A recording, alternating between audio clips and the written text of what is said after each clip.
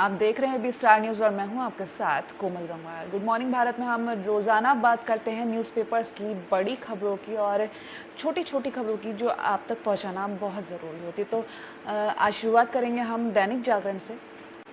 अगर दैनिक जागरण की बात की जाए तो कोरोना मीटर से शुरुआत करेंगे। कोरोना मीटर में देश भर के दुनिया भर के आंकड़े हैं, जो कोरोना केसेस हैं, कुल केस और जो मौत के आंकड़े हैं वो। तो शुरुआत करेंगे हम दुनिया के आंकड़ों से। कितने कुल केस हैं दुनिया भर में? 20,35,737 केस हैं दुनिया भर में। जो मौतें हुई हैं 1,30,802 मौतें हुई हैं और 5,03,386 लोग ठीक भी हुए हैं।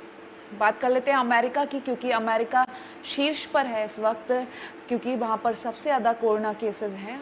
कितने कोरोना के संक्रमित लोग हैं वहाँ पर? 6,19,231 लोग संक्रमित हैं। 27,176 लोगों की मौत हुई है। 47,069 लोग ठीक भी हुए हैं। बात कर लेते हैं स्पेन की। स्पेन में कितने आंकड़े हैं? स्पेन में 1,77,633 लोग संक्रमित हैं। 18,579 लोग की मौत हो चुकी है। 70,853 लोग ठीक भी हुए। अब बात कर लें अपने देश भारत की। भारत के आंकड़े लगातार बढ़ते जा रहे हैं और इन आंकड़ों में जो फासला है सिर्फ हज़ार का, हज़ार हज़ार करके रोज़ आंकड़े बढ़ते जा रहे हैं। आज के आंकड़ों की अगर बात की जाए, 12,364 लोग संक्रमित हैं भारत में। भारत के आंकड़े जो हैं 12,364, और जितने लोगों की मौत हुई है 415 लोगों की मौत हुई है। और कितने लोग ठीक भी हुए? 1,373 लोग ठीक भी हुए हैं भारत में। लेकिन बड़ी बात यह है कि दिन पर दिन जो आंकड़े बढ़ते जा रहे हैं उनको कंट्रोल करने की कोशिश किस तरीके से की जा रही है और किस तरीके से जनता उनका सपोर्ट कर रही है सरकार का, वो देखने वाली बात होगी। लेकिन एक बार मैं आपको बता दूं कि राज्यों के अनुसार कितने आंकड़े क्या है। महाराष्ट्र शीर्ष पर है, 2,916 से वहाँ संक्रमित लोग हैं, 2,916 लोग। उसके बाद तमिलनाडु, राजस्थान, मध्य प्रदेश, दिल्ली की अगर बात कर ली जाए, क्योंकि भारत में दो ही राज्य हैं जिनकी ज़्यादा चर्चा हो रही है, क्योंकि महाराष्ट्र में एक सबसे ज़्यादा संक्रमित लोग हैं, एक दिल्ली में। दिल्ली के आंकड़ों की बात की जाए तो 1,578 लोग संक्रमित हैं, 32 लोगों की मौत हुई है और 40 लोग ठीक भी हुए हैं। अगर कल के आंकड़ों की बात की जाए तो दिल्ली में 1,561 लोग संक्रमित थे, 30 लोगों की मौत हुई थी और 30 ही लोग ठीक हुए थे। हालांकि आज उस आंकड़े में काफ़ी ज़्यादा फर्क है। अब शुरुआत करेंगे खबरों से। 20 अप्रैल से मिलेगी कुछ राहत, लॉकडाउन पार्ट 2। लॉकडाउन पार्ट 2 15 अप्रैल यानी कि कल से लागू हो चुका है। आज 16 अप्रैल है। अब धीरे धीरे हमें पता चलता जाएगा कि लॉकडाउन 2 में हम किस तरीके से क्या क्या काम कर सकते हैं, क्या क्या काम नहीं कर सकते हैं और क्या क्या राहत मिलने वाली है। तो ये कॉलम उसी से रिलेटेड है। लॉकडाउन पार्ट 2, किसानों की ज़रूरत को देखते हुए कृषि कार्यों को पूरी तरह छूट मिलेगी, यानी कि किसानों के कामों को देखते हुए किसानों को राहत मिलेगी, कृषि कार्यों को पूरी तरह से छूट मिलेगी। गृह मंत्रालय ने दूसरे चरण के लिए जारी किए दिशा निर्देश। लॉकडाउन का दूसरा चरण चल रहा है जैसे कि, तो गृह मंत्रालय ने कुछ निर्देश लागू कर दिए हैं, जारी कर दिए हैं। अब सरकार ने कुछ अहम कदम उठाए। क्या कदम उठाए बता देते हैं आपको। लोगों को राहत देने के लिए डेयरी, मछली पालन के साथ साथ चाय, कॉफ़ी और रबर बागानों में भी होगा काम, यानी कि अब धीरे धीरे काम की तरफ भारत वापसी कर रहा है। हालांकि अभी लॉकडाउन जारी है, लेकिन इसके साथ काम भी ज़रूरी है। दूसरा, सिंचाई एवं जल संरक्षण के कार्यों को प्राथमिकता में रखते हुए मनरेगा को मंजूरी मिल गई है। यहाँ पर ग्रामीण क्षेत्रों में उद्योगों में सीमित कामगारों के साथ उत्पादन शुरू हो सकेगा। कोरोना से अछूते गांवों में सड़क, सिंचाई, भवन निर्माण आदि की भी इजाज़त, यानी कि जहां जिन गांवों में कोरोना का संक्रमित मरीज एक भी नहीं है, वहाँ पर इस तरीके के काम शुरू हो सकेंगे। सिंचाई हो, सड़क हो या घर बनवाने हो, इस तरीके के काम शुरू हो जाएंगे। ट्रक चालकों की ज़रूरत को देखते हुए हाईवे पर ढाबे और रिपेयरिंग की अनुमति, यानी कि जो सामान इधर उधर ले जाया जा रहा है ट्रकों से, रिपेयरिंग की ज़रूरत होती है, कोई भी परेशानी हो जाती है वाहन में, तो रिपेयरिंग की शॉप्स खोली जाएंगे और ढाबे भी खोले जाएंगे, ताकि जो ट्रक चालक हैं उनको किसी भी तरीके की कोई भी परेशानी ना हो। बात कर लेंगे अगली क्या है अगला पॉइंट, स्थानीय मजदूरों के साथ शहरों में भी किया जा सकेगा कंस्ट्रक्शंस का काम, यानी कि शहर में भी कंस्ट्रक्शन का काम शुरू हो सकेगा।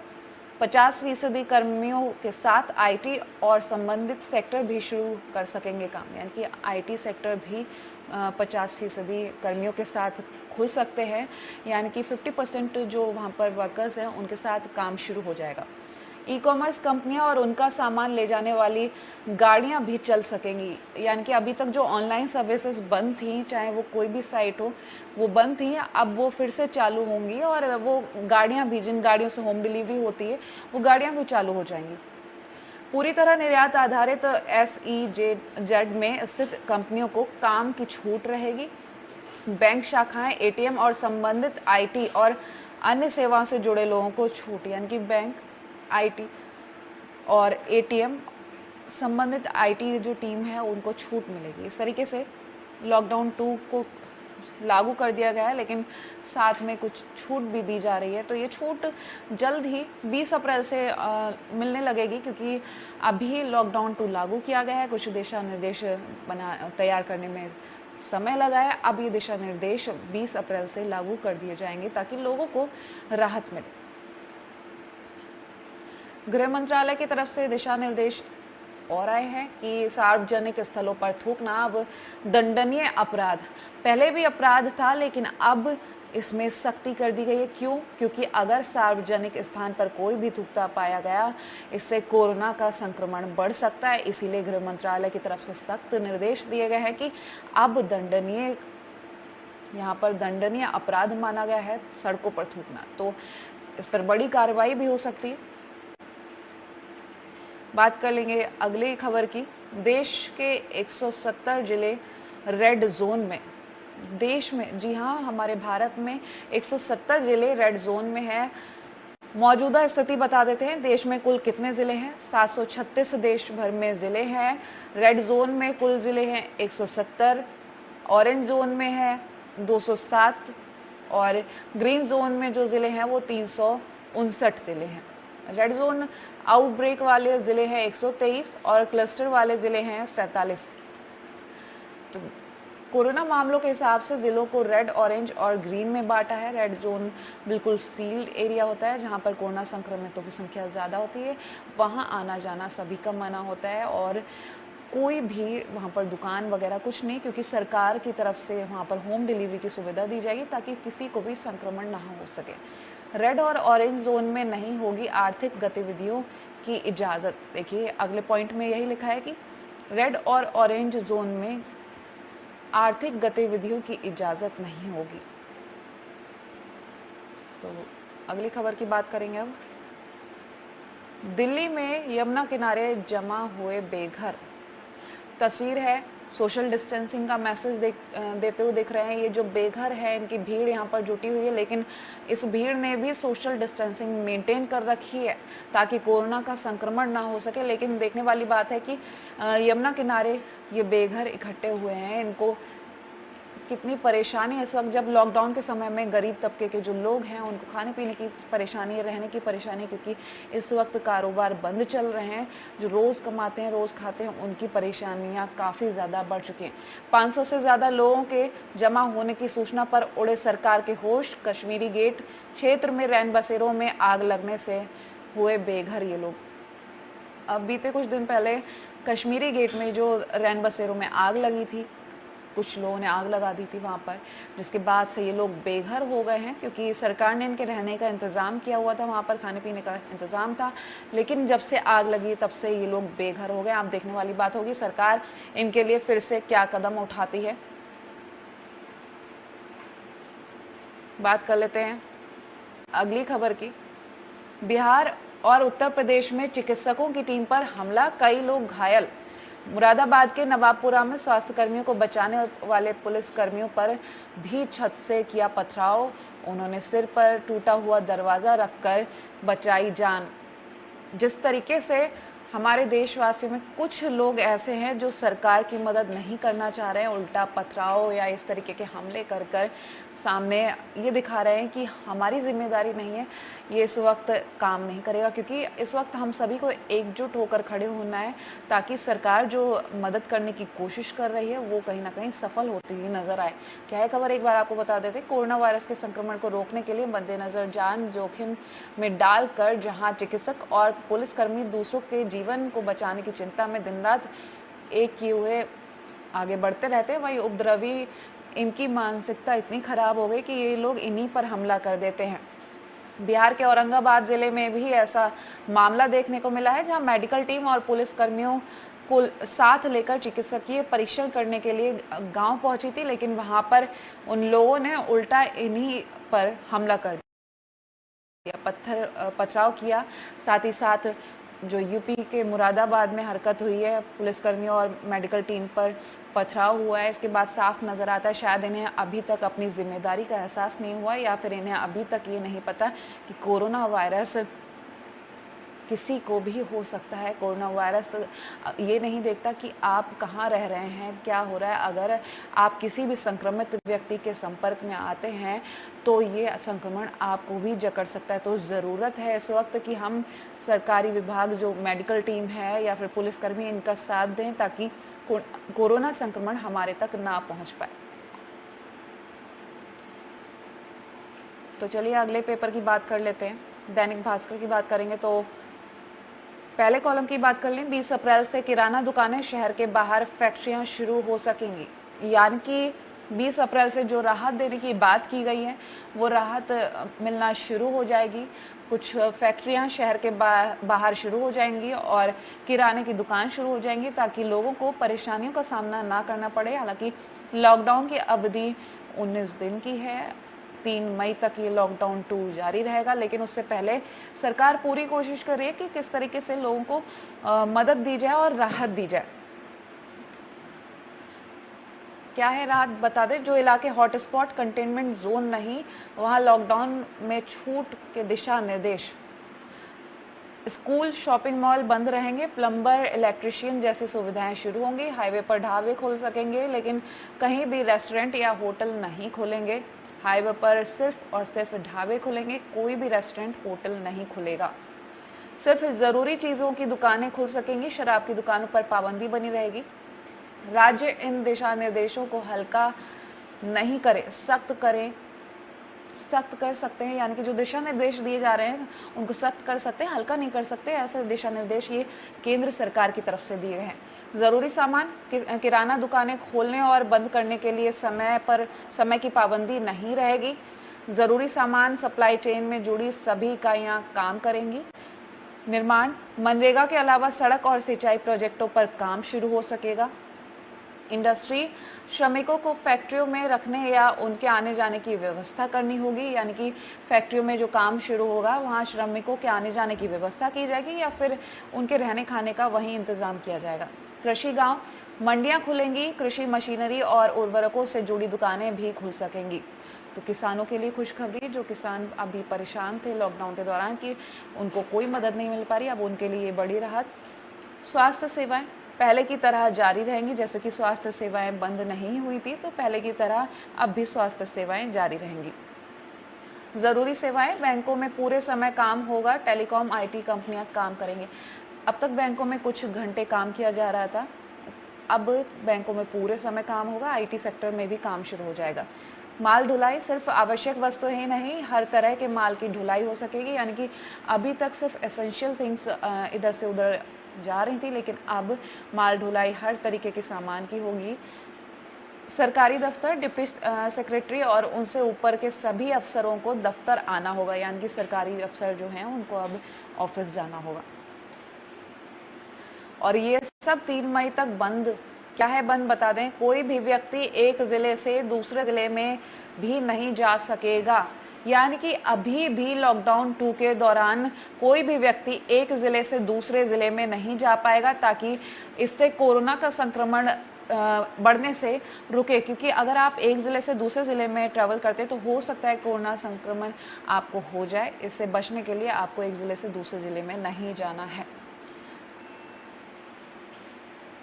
अब बात कर लेते हैं, ये नियम मान्य होंगे। कार्यस्थल स्क्रीनिंग जरूरी, सभी का बीमा, 6 फीट पर दूरी पर बैठेंगे। जी हाँ, अगर काम कर रहे हैं तो सोशल डिस्टेंसिंग ज़रूरी है, स्क्रीनिंग ज़रूरी है और सभी का बीमा।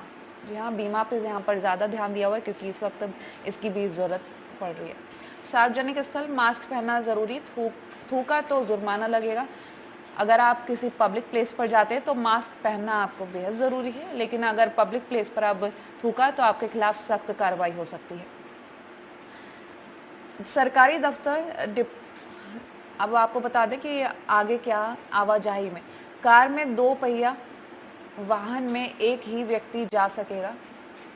कार में और दोपहिया वाहन में कार में 2 और दोपहिया वाहन पर 1, यानी कि संक्रमण से बचने की तैयारी पूरी हो चुकी। कार में सिर्फ 2 व्यक्ति और दोपहिया में सिर्फ 1।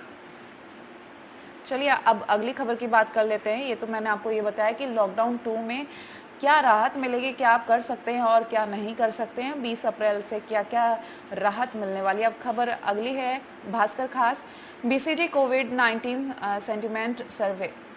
दुनिया भर में युवाओं को वित्तीय सुरक्षा की ज़्यादा फिक्र, युवाओं के खर्च पैटर्न में बदलाव की चिंता। पुरानी पीढ़ी कोरोना संकट से निकलने के बाद पहले की तरह खर्च करने लगेगी।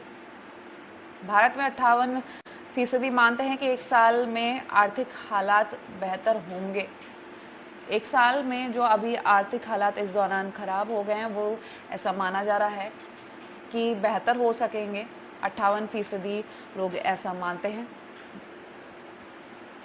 अब अगली खबर की बात कर ली जाए। मौलाना साद पर गैर इरादतन हत्या का केस, 1900 जमातियों के लिए लुकआउट नोटिस जारी। पुलिस ने वीज़ा नियमों के उल्लंघन करने वाले 1900 जमातियों का लुकआउट नोटिस जारी कर दिया है और मौलाना साद के खिलाफ गैर इरादतन हत्या का केस भी दर्ज कर लिया। जैसे कि शुरू से ही मौलाना साद सामने नहीं आए हैं, उनके जो वायरल मैसेजेस थे वो सामने आए हैं, सिर्फ और सिर्फ वायरल मैसेजेस, ना कि मौलाना साद। बात कर लेंगे अब नव भारत टाइम्स की। मास्क जरूरी, थूकने पर जुर्माना, खेती मैकेनिक ढाबों को 20 अप्रैल से छूट।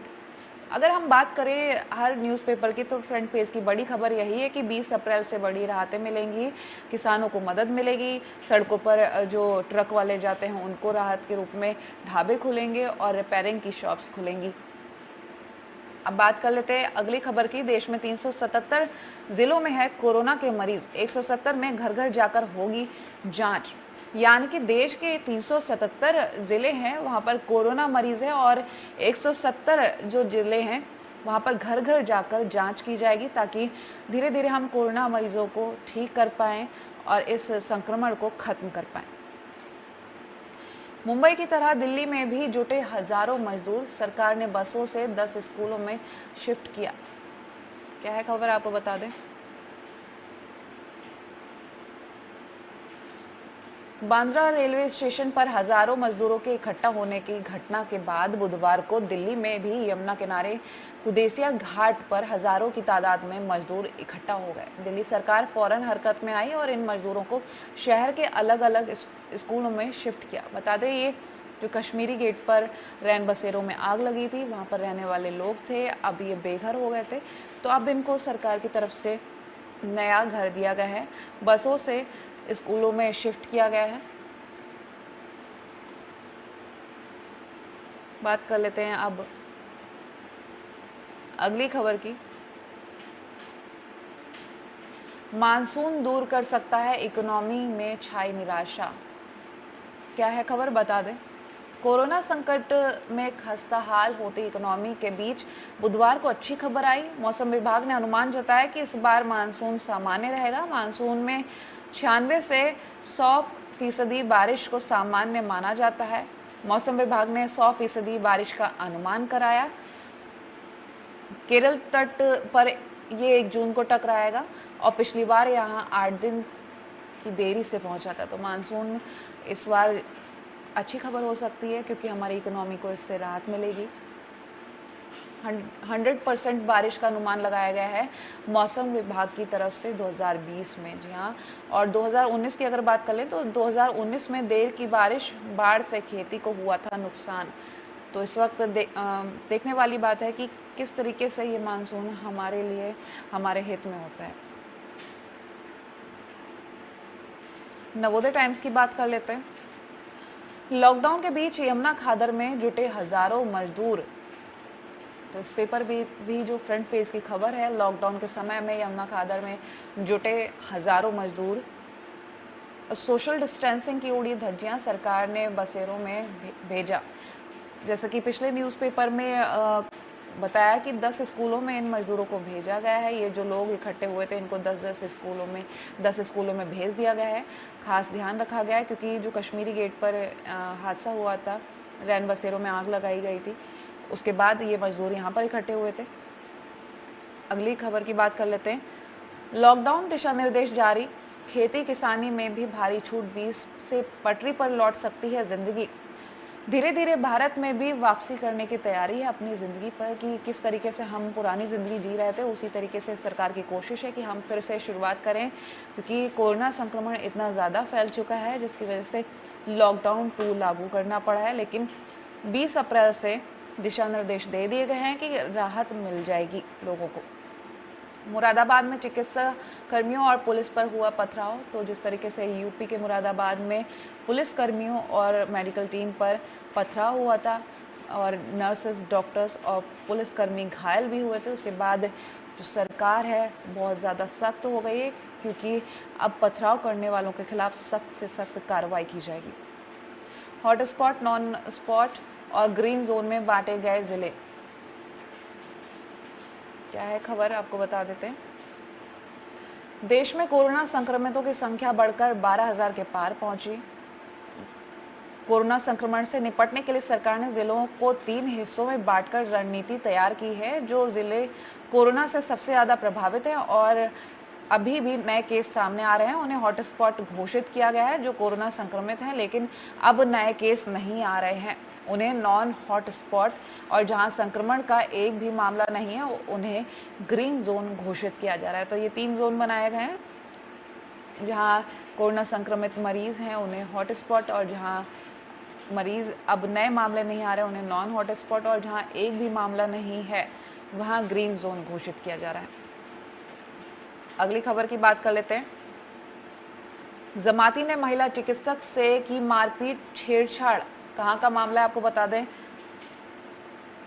राजधानी के लोकनायक जयप्रकाश नारायण अस्पताल में एक महिला चिकित्सक के साथ मंगलवार को हुई छेड़छाड़ और मारपीट के मामले में दिल्ली पुलिस ने रेजिडेंट डॉक्टर्स एसोसिएशन के हस्तक्षेप और महिला चिकित्सक की शिकायत के आधार पर प्राथमिकी दर्ज कर ली है। वहीं इस घटना से नाराज रेजिडेंट डॉक्टर्स एसोसिएशन ने पत्र लिखकर मांग की है कि आइसोलेशन वार्ड में पुलिस कर्मियों की तैनाती की जाए। मामले में ड्यूटी में कोताही बरतने के आरोप में अस्पताल के एक सुपरवाइजर और सुरक्षा गार्ड को निलंबित भी किया गया है। अब तक शुरू से ही जो इस तरीके की जमातियों की जो हरकतें सामने आ रही है बेहद निंदनीय है, क्योंकि इस वक्त ज़रूरत है कि सभी लोग मिलकर साथ दें, और कोई भी अगर कोरोना संक्रमित है और उनका डॉक्टर्स इलाज कर रहे हैं तो डॉक्टर्स किसी भगवान से कम नहीं है। वैसे भी भगवान का दूसरा रूप डॉक्टर्स ही होते हैं, तो इन डॉक्टर की यहाँ पर पूरी इज्जत करनी चाहिए। जिस तरीके से पहले मामला आया था कि जमातियों के द्वारा महिला नर्सेस के साथ, महिला डॉक्टर्स के साथ छेड़छाड़ की गई है, वहाँ पर गंदी हरकतें की गई है, इस तरीके से अब एक और मामला दिल्ली के हॉस्पिटल से कि महिला के साथ छेड़छाड़ की गई है और मारपीट की गई है। तो बेहद निंदनीय है, क्योंकि इस वक्त हमें अपनी अपनी जिम्मेदारी निभानी है पूरी तरह से, ना कि इस तरीके की हरकतें करनी है। तो लगातार हम बात कर रहे हैं न्यूज़पेपर्स के फ्रंट पेज की खबरों की, कि किस तरीके से बड़ी बड़ी खबरें जो फ्रंट पेज पर होती हैं वो हम आप तक पहुंचा रहे हैं। लेकिन आगे भी खबरों की बात करेंगे, जो अगले पेज पर खास खबरें हैं, लास्ट पेज तक की हर खबर आप तक पहुंचाएंगे। लेकिन अभी वक्त है एक छोटे से ब्रेक का, ब्रेक के बाद भी खबरों पर।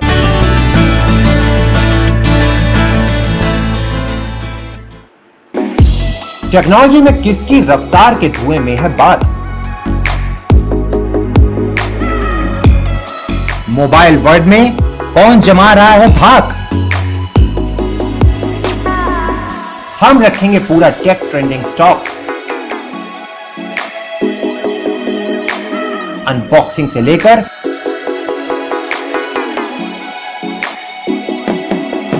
ऑटो पर रहेगा हमारा पूरा अपडेट, सिर्फ एबी स्टार न्यूज पर।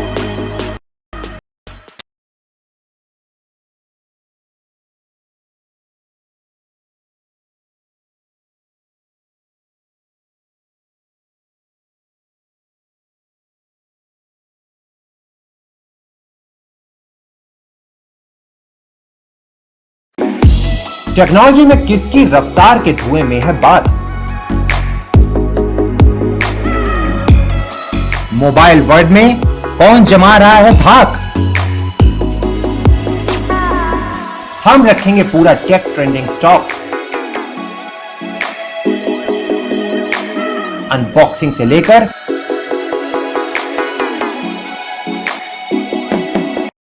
और हमारा पूरा अपडेट एबी स्टार न्यूज पर। की लहरों से लेकर ताश के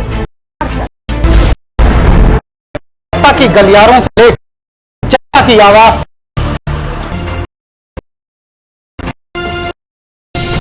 यूपी की हर छोटी और वो चाहे जराइम की दुनिया की, वो खेल के यूपी पर से कराएंगे 70 न्यूज पर।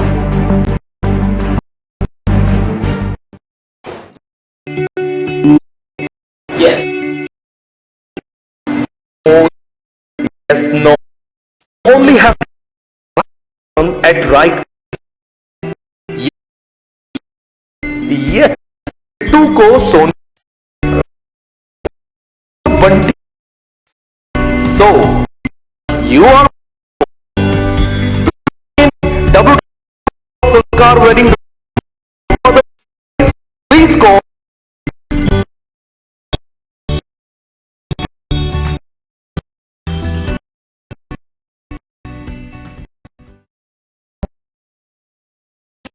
कैश तक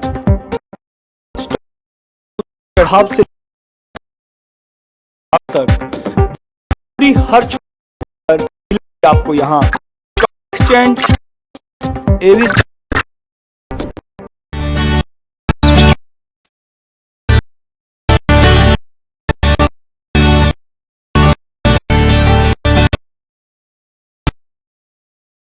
तो ब्रेक के बाद एक बार फिर से स्वागत है आप हैं अगली तो शुरुआत करते हैं अगले इसके पार मौसम क्या है खबर। लगातार मौसमी उतार चढ़ाव बुधवार को भी गर्मी का सामना करना पड़ा। तेज धूप साथ साथ और तीखी हो गई। जी हाँ,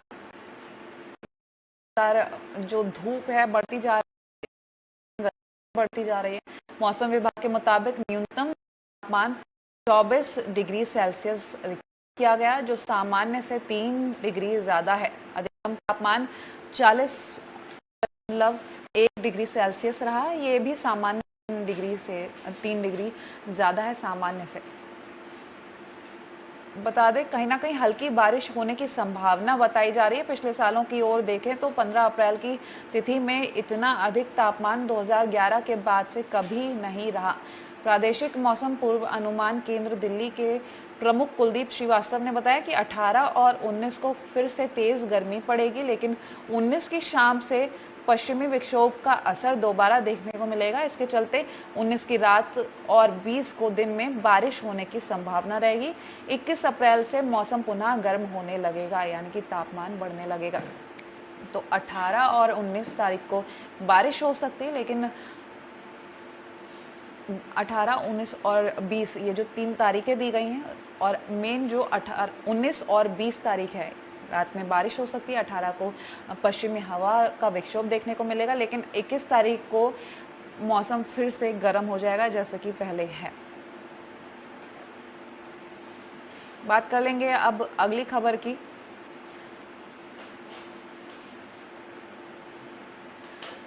मचा हड़कंप तो सीएम ने दिखाई तत्परता। लॉकडाउन का सख्ती से पालन कराने में जुटी दिल्ली सरकार बुधवार शाम उस समय चिंतित हो उठी जब उसे यमुना किनारे बड़ी संख्या में लोग जुटने की सूचना मिली। जी हाँ, हर जगह जिस तरीके से यमुना सागर में जो लोग जुटे थे, इन लोगों की जुटने की खबर आगे बढ़ गई है और अब सरकार की तरफ से कदम भी उठाया गया। इन लोगों को 10 स्कूलों में शिफ्ट भी किया गया है, खाने पीने की इंतज़ाम किए गए हैं। देखने वाली बात है कि सरकार अपनी हर कोशिश कर रही है कि लोगों को परेशानी ना हो किसी भी तरह की। अगली पेज की खबरों की बात करेंगे। स्वास्थ्य कर्मियों की शिकायतों के लिए बनेगी हेल्पलाइन। अब तक नॉर्मल लोगों के लिए हेल्पलाइन नंबर थे, लेकिन अब स्वास्थ्य कर्मियों की मदद के लिए भी हेल्पलाइन बनेगी। स्वास्थ्य कर्मी जो हैं उनकी शिकायतें दर्ज की जाएंगी वहाँ पर। सुप्रीम कोर्ट में सुनवाई 2 घंटे में होगा शिकायत का निवारण। कोर्ट ने गरीबों को राहत पहुंचाने का भी लिया संज्ञान। अगली खबर की अब बात कर लेते हैं। पाकिस्तानी को अपने वतन लौटने में मदद करेगा भारत। क्या है खबर, बता दें आपको। सद्भाव, भारत में 180 पाकिस्तानी फंसे हुए हैं, सभी की जुटाई जा रही है सूचना। इसमें से ज़्यादातर इलाज के लिए आए हुए हैं मरीज और उनके परिवार के सदस्य, यानी कि 180 पाकिस्तानी इस वक्त भारत में फंसे हुए हैं। उनको वापस अपने वतन भेजने की तैयारी की जा रही है, लेकिन इनमें से काफ़ी ज़्यादा लोग मरीज हैं और उनके साथ उनके परिवार वाले हैं। तो भारत सरकार पूरी कोशिश कर रही है कि इनको उनके वतन भेज दिया जाए। बात करेंगे अगली खबर की। क्या अगली खबर है, बताएंगे आपको। लॉकडाउन लागू करने में विफल रहे अफसरों को बाहर किया जाए। कहाँ की खबर है। बंगाल में लॉकडाउन के उल्लंघन को लेकर राज्यपाल जगदीप धनखड़ ने बुधवार को फिर राज्य सरकार पर निशाना साधा। राज्यपाल ने तृणमूल सरकार पर आरोप लगाया है कि वो फिजिकल डिस्टेंसिंग का पालन कराने और धार्मिक कार्यक्रमों पर रोक लगाने में पूरी तरह विफल रही है, जिससे जो लॉकडाउन लागू किया गया है वो असफल माना जा रहा है। बात कर लेते हैं अगले पेज की। राहत की शुरुआत, जिस तरीके से बोला गया है कि 20 अप्रैल के बाद राहत मिलेगी, कुछ क्षेत्रों में काम शुरू हो जाएगा, जिससे चाहे किसान हो, आईटी सेक्टर हो या सरकारी दफ्तर के लोग हों, ये लोग काम शुरू कर पाएंगे। तबलीगी जमातियों ने दिया था झटका। लॉकडाउन के पहले सप्ताह में ही भारत रिकवरी मोड में आ गया था, लेकिन तबलीगी जमातियों के संक्रमण ने बड़ा झटका दे दिया। अब पहले सप्ताह में ही जमातियों के संक्रमण की सूचना सामने आई, मरीजों की संख्या और बढ़ी और रफ्तार भी। देखने वाली बात है कि जब से तबलीगी जमातियों का मामला सामने आया था, तभी से आंकड़े लगातार बढ़ते चले गए।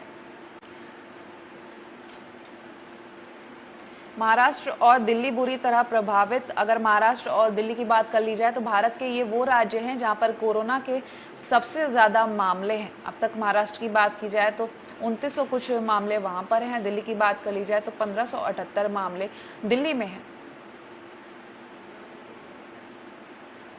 बात करेंगे अगली खबर की। 25% निर्यात इकाइयों में शुरू होगा उत्पादन, यानी कि अब फैक्ट्रीज चालू हो रही हैं, उत्पादन चालू हो जाएगा, लेकिन 25% निर्यात इकाइयों में शुरू होगा ये उत्पादन।